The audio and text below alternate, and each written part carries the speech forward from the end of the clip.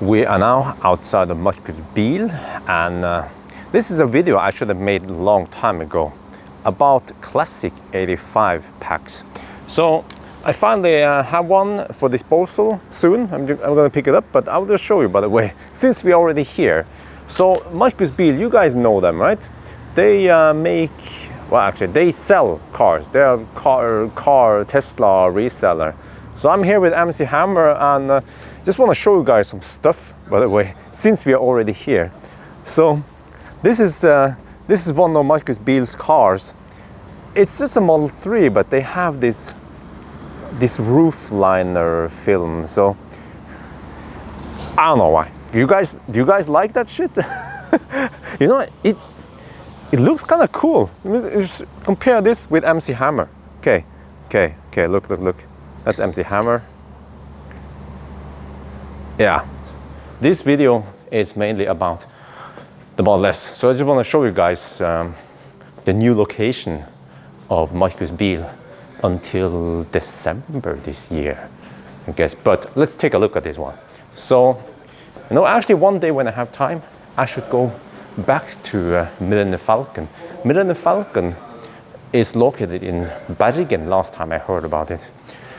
So, but as for this one, it's a Signature with curb rash. Ooh, this is original Tesla turbine wheels, 245.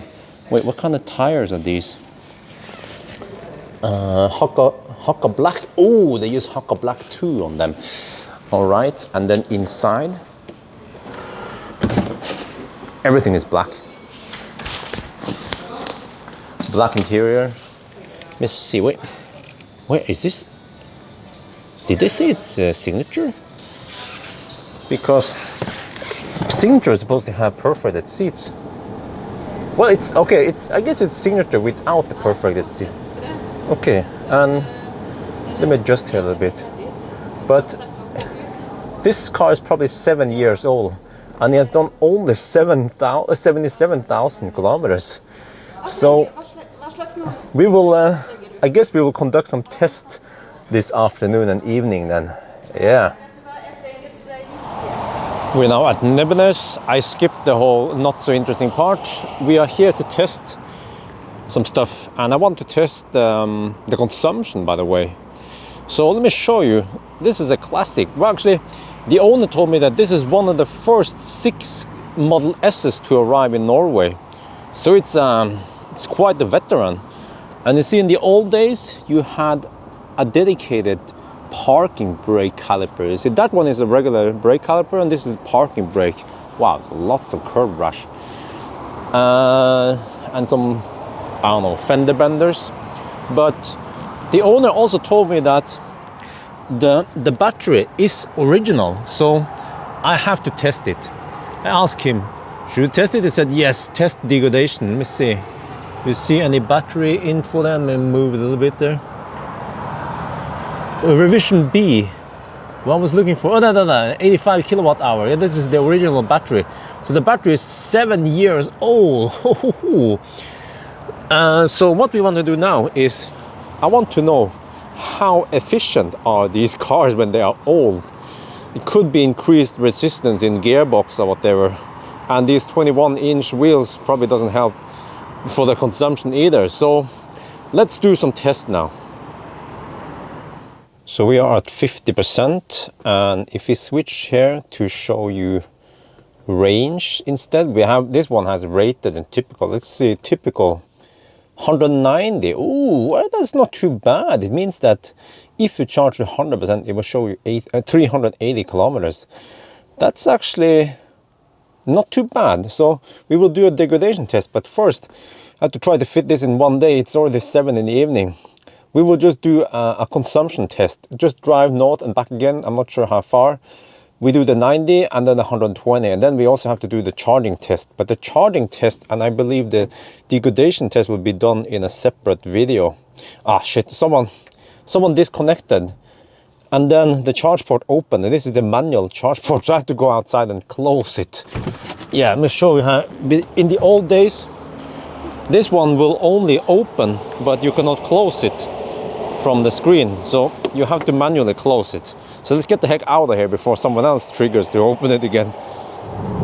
We are on the move now, and immediately I feel something weird here. There's something wrong.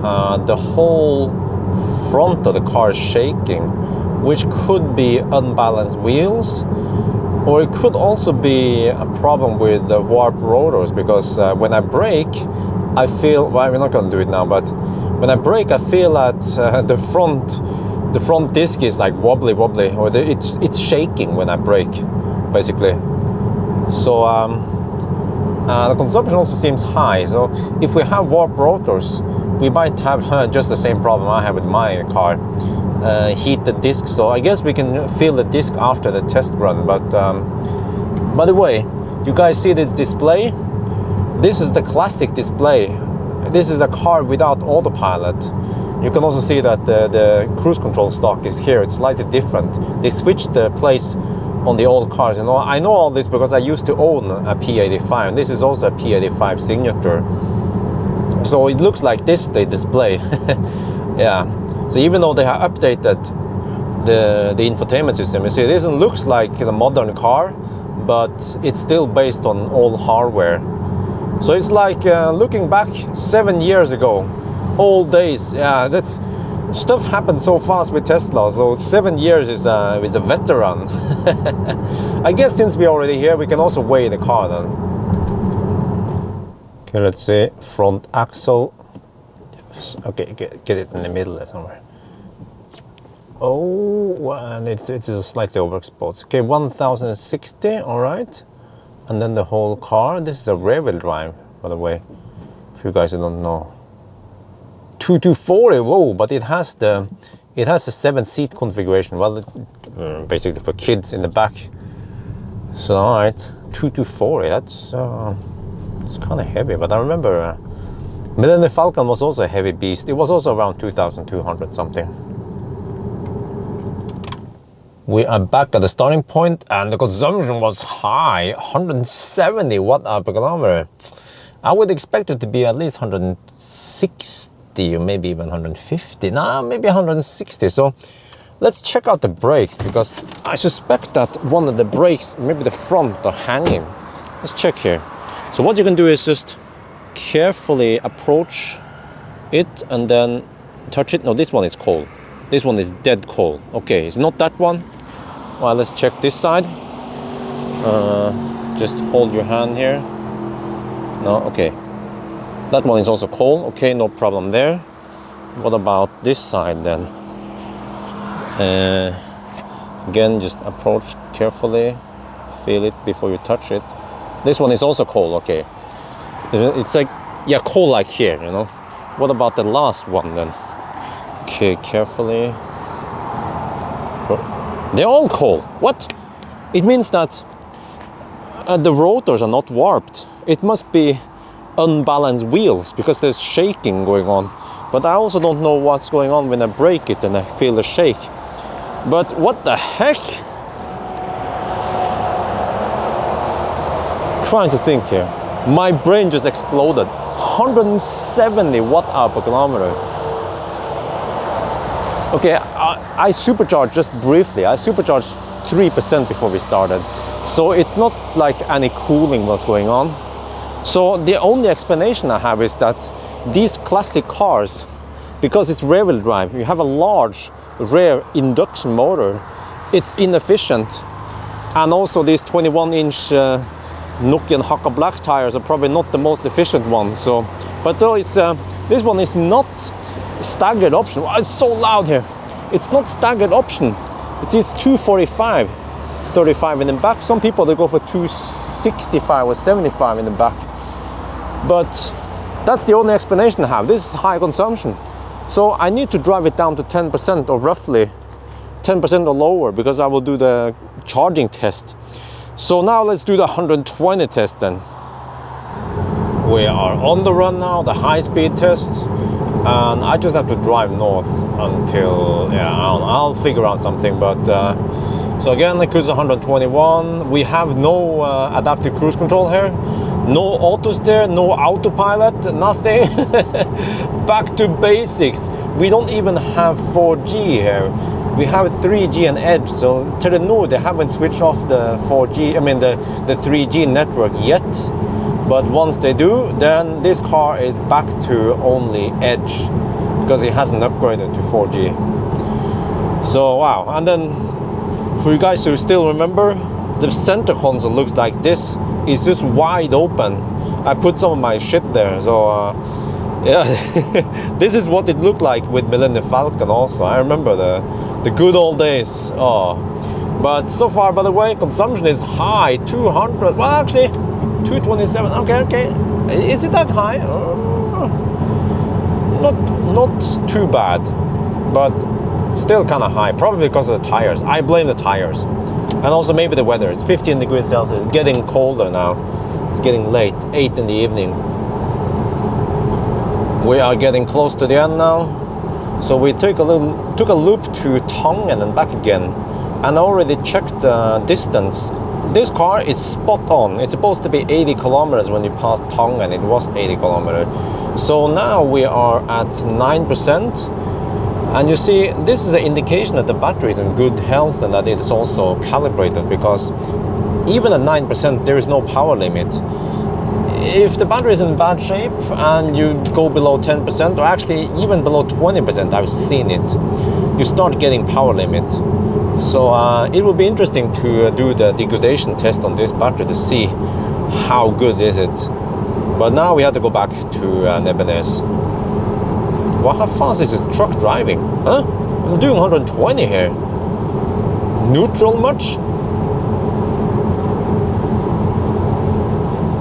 We are back at Nebenez, and if you look at the numbers, 222 watt-hour/kilometer. So if you want to estimate range, should we do it with this car or versus a new car? So if we assume a new car with 75 kilowatt-hour available energy, that means on the low speed test, it should go 440 kilometers. Kind of low, but okay. And then on the high speed test, 340 kilometers. So it's low in today's standard, but I think back then it was okay. Yeah, it was actually outstanding back then. So now I will do the charging test, but that will be in a separate video, a separate topic. I have to compare with other cars and all that. But there's one thing I have to do with this car. Launch number 1.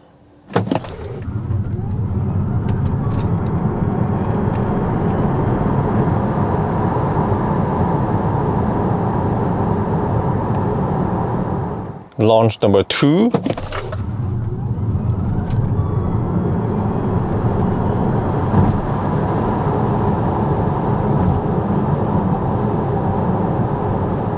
Launch number 3.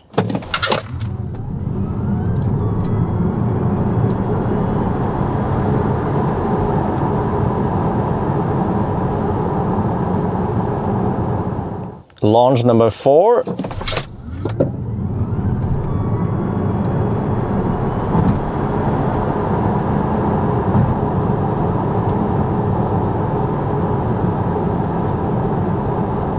We are now back in Oslo and in MC Hammer. I returned the P85. But okay, so I had 3 runs, and you saw that only the first one was valid. The 3 other ones were invalid, but it was just due to the slope, but which some people claim is incorrect or inaccurate. So yeah, I still chose the I don't know if you guys agree, but I chose the one that was valid. But actually it was run on the exact same stretch for the exact same car. So let me repeat again. I go first on one point, accelerate first time, and then I drive a little bit further, not too far, and then I do round 2, launch 2, and then I go back again, and then the launch 1 point is when I do the launch 3 and launch 4. So it's on the same spot on every car, but Draghi, it must be a bug or a weakness with Draghi that it reports it as weird, yeah, slope. But so I don't know if you guys agree, but I chose the first lap. There was actually a faster lap that I discarded because it claims it was invalid. So Okay, but anyway, if you look here now in the Google Sheet, you see that I place it here 4.66 seconds. It's decent. It's not as fast as an Xpeng P7 or Polestar, but you know, this is a 7-year-old car with rear-wheel drive. Yeah, very good point. This is actually the fastest rear-wheel drive out there. Let me check here. All these other cars you see on top here, they are all-wheel drive. So, and also it seems like it hasn't lost that much power after 7 years. This is the original battery. I don't know if it has the original motor. Could be, yeah, based on the sound. I hear a little bit of grinding sound, a little bit of it. You guys also heard some of it, but that's also the way it sounds when it's brand new. But I'm talking about when you drive it normally. You hear this weird sound, which is indication that the drivetrain is nearing its end, or there was some problem with them, yeah, if you guys know the history. But okay, I will also point out some other thing here is that when I look at test versus spec here, for Tesla it's slightly different, because if you look at the formula, you see that I look at the 1 foot rollout, because Tesla for some reason uses that one as spec. So of course, if we are looking at the time versus what the car manufacturer says, then we have to look at the 4.4, this one. We have to look at these two. Let me see, did I do it correctly here? No, not e-tron. No. This one, yeah. So it's yeah. So you see, why does Tesla do it? I don't know. Ask Elon Musk.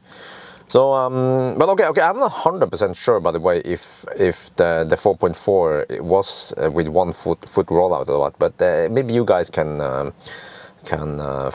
find out for me. I tried to search but didn't find it, but at least for the Model 3 it was like that, so that's why I suspect that Tesla has always been doing that since start. But okay, so the Model S P85 was quick off the line. It could actually match some of those all-wheel drives, but then at a certain point, that was also some like the weakness with the classic 85 is that they were fast up until around 60 kilometers per hour, but then past 60 it kind of lost some of its edge. And you can see it here. Maybe if you compare this one with the Xpeng, for example, you see that there you see the Model S is faster off the line, and then it's neck on neck until 40, actually until 50, until 60 kilometers per hour. But then you see it starts slowing down here compared to the Xpeng, a more modern EV. So it would actually be more interesting if you compare this with, let's say, a Model 3 non-performance, because you will see that the non-performance, even the non-performance, should be faster than the P85. But okay, good. At least we tried it. Yeah, and so you know, this was a 7-year-old car. And what would happen if we took a fossil car that was 7 years old and we tried to, well, we should have a reference test or something according to spec when it was new, and then after 7 years, how many horsepower does those fossils lose? Again, I'm not an expert on fossil, but I've heard that they lose horsepower over time, the engine, yeah. But okay, so that's gonna be it for this episode. There will be a follow-up one where I do the capacity test, the degradation test. So that is an interesting one. It was impressive result, yeah. So that's it for now then. I hope you guys enjoyed this video. As always, thank you for watching and talk to you later.